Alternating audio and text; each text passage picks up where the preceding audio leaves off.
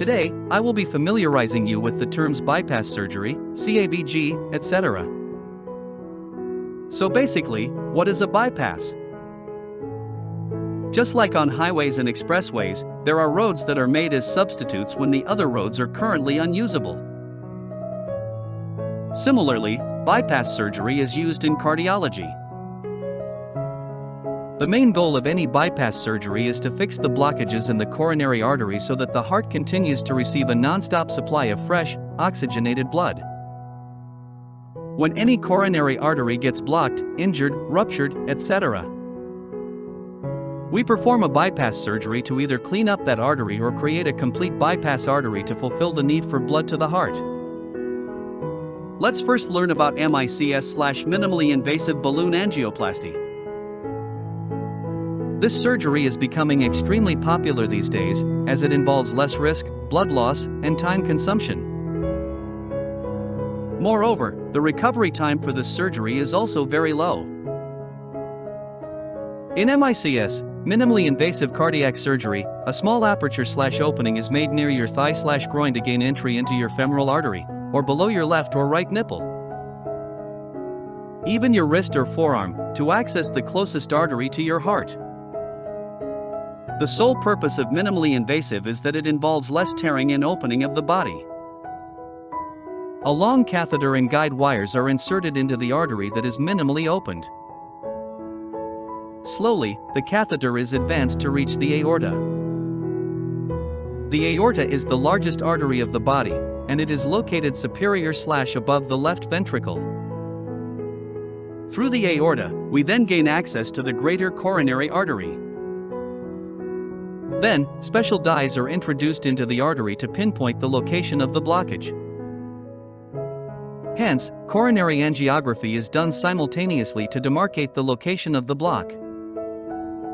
A deflated balloon, with the help of the guide wire, is brought near the location of the blockage. Then the balloon is inflated. As the balloon inflates, the plaque is moved towards the side of the artery, hence the blockage is removed. Now, to ensure that the plaque is not deposited at the same place or the artery does not collapse back, a metal stent is placed at that location. But there is a negative point to this surgery: the stents need to be replaced if the artery collapses or new plaque is formed inside the stent. Hence, lifestyle needs to be changed if the stents are required to succeed in the long run.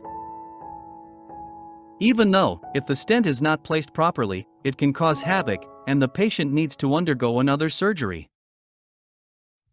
Now, let's understand the real bypass surgery. As discussed earlier, bypasses are made to change the route but not the destination. Similarly, we perform a bypass graft from the blocked coronary artery to the unblocked or open coronary artery in the same area. We usually use the internal mammary artery IMA. IMAs have shown extraordinary results in terms of performance and longevity, hence uplifting their use during the surgery. Depending upon the number of blocks, the size of the artery chosen changes. First, the sternum/breastbone needs to be removed along with parts of the ribs to expose the heart. Then the heart is temporarily stopped, and the heart and lung machine do the work of the heart during this time. Once the heart stops, the artery is first joined to the parent coronary artery, and then the other end is joined next to the blocked coronary artery. Hence, the blockage no longer affects the blood flow. Once the grafts are joined, the heart is then made to pump blood again. If the graft is found to leak, the defect is corrected then and there.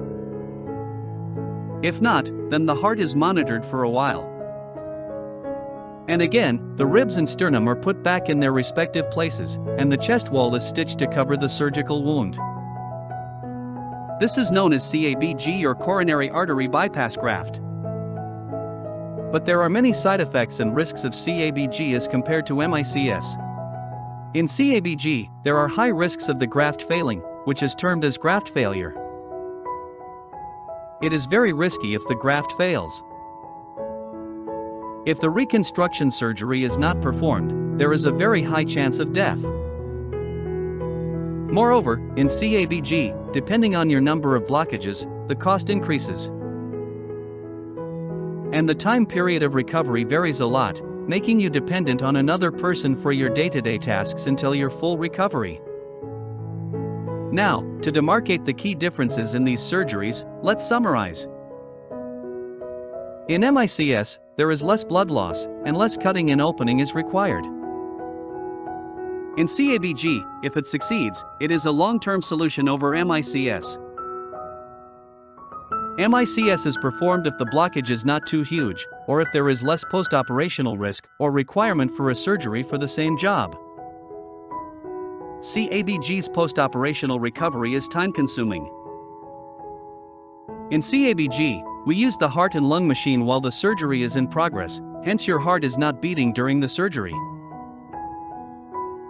So, in a nutshell, in CABG, we use the artery or vein from the patient's body to make a graft and bypass the blockage.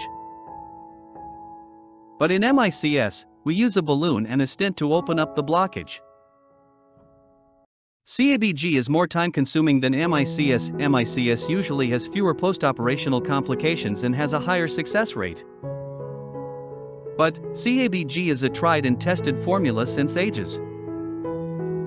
I hope I have made clear the differences in types of heart bypass surgeries.